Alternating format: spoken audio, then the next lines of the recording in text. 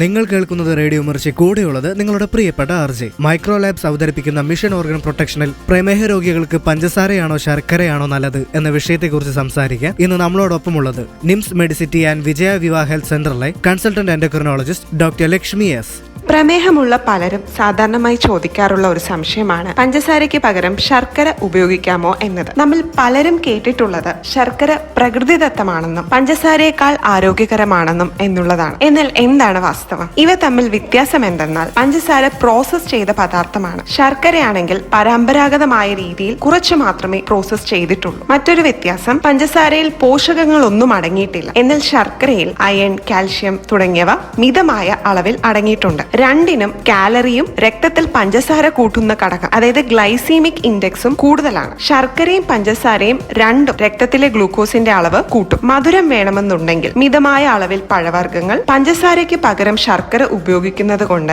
രക്തത്തിലെ ഗ്ലൂക്കോസ് നിയന്ത്രിക്കാനാവില്ല എന്നതാണ് വാസ്തവം. നന്ദി. This information is provided in public interest by Micro Labs Limited.